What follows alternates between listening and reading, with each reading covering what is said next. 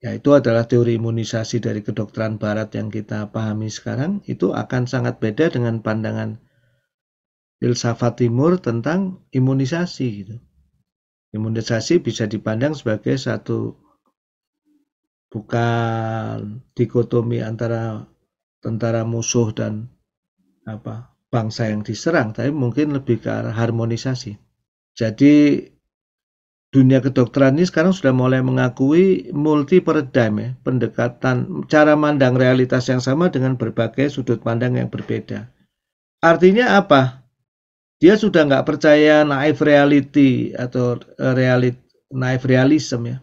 Jadi tubuh manusia itu apa ya? Tergantung kita ngelihatnya sebagai dari kedokteran timur atau dari mana? Ya. Dan ini menguat. Kalau menurut saya pendekatan multi paradigm dalam medicine ini akan menguat. Sudah banyak juga terbukti lebih sehat, lebih sembuh ya. Apalagi social science sudah sejak awal ya. Nggak laku logiko positivistik itu nggak laku. Jadi kebanyakan social science ini ada di interpretivism, ya, ada di paradigma dari 5 paradigma kemarin itu yang paling jarang digunakan malah logika positivistik ya.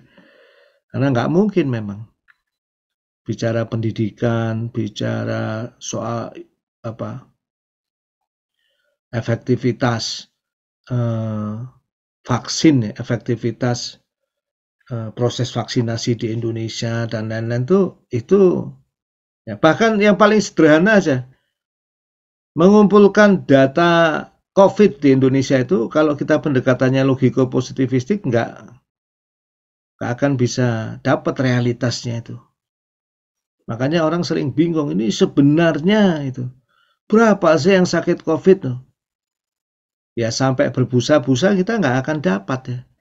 Jadi saya 2 tahun terakhir ini penelitian COVID itu karena ya menghitung berapa jumlah yang sakit COVID itu sebetulnya kelihatannya seperti hal yang sangat logiko positivistik, sangat empirical. Tapi kenyataannya nggak begitu. Banyak faktor harus dipertimbangkan. Sehingga ujung-ujungnya yang bisa kita lakukan itu tidak pernah bisa menggunakan satu paradigma logiko positivistik. Jadi bertahan di logiko positivistik itu ya sudah. Riset tentang bagaimana menghitung jumlah orang yang sakit di pandemi ditutup aja semua. Gak bisa. Gak akan bisa. Jadi itu sebetulnya yang kita lihat tadi ya, quantum mechanics itu salah satu mungkin peringatan dari Tuhan atau petunjuk buat manusia dari Tuhan gitu ya, melewati para saintis itu sendiri. Ya, sains itu nggak boleh terlalu congkak ya, jadi nggak boleh, wah ini satu-satunya jalan menuju kebenaran. Nanti ujung-ujungnya sains persis kayak era di mana agama itu dijadikan alat untuk menghakimi. Ya, yang sekarang kita hindari juga yang disebut radikalisme yang terjadi di banyak agama. Kebetulan kalau kita di Indonesia yang sering dikemukakan radikalisme agama di Indonesia, tapi kalau kita lihat di macam-macam ada. Sains pun ada gejala radikalisme juga.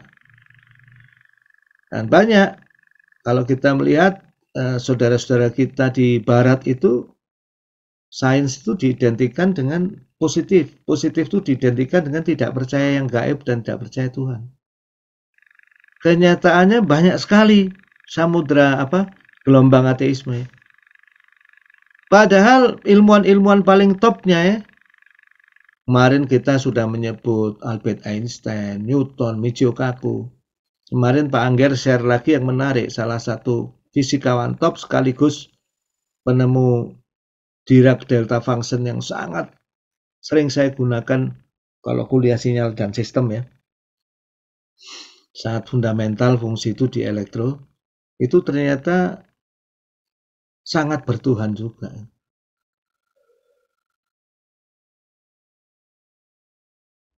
Jadi logiko-positivistik itu memang dengan keketatan metodologinya itu mempunyai sejenis kesombongan itu, karena dia menganggap hanya satu pandangan dunia, hanya kalau hasil ini benar berarti hasil lain salah begitu.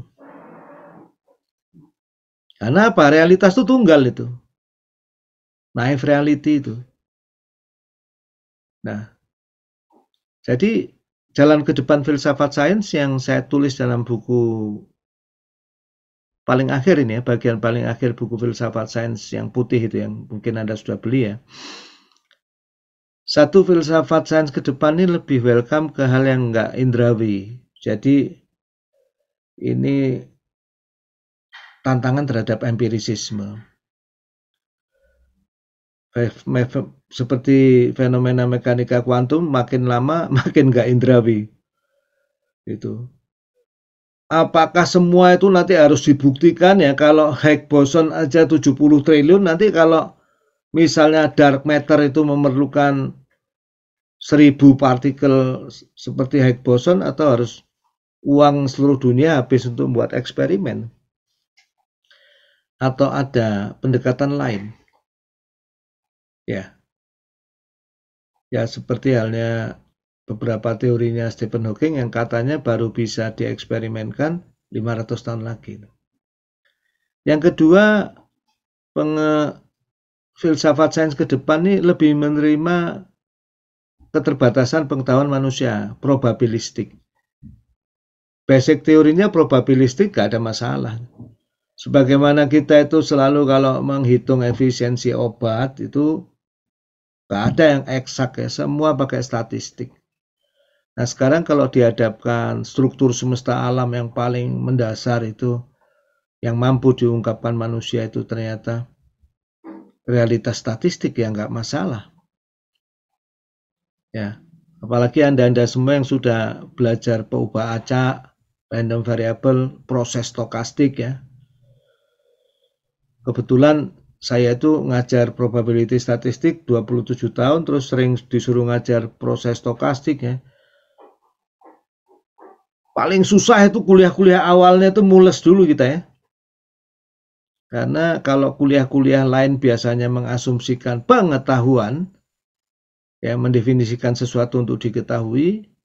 Kalau probability dan stochastic proses itu mempelajari sesuatu yang basically nggak bisa diketahui gitu.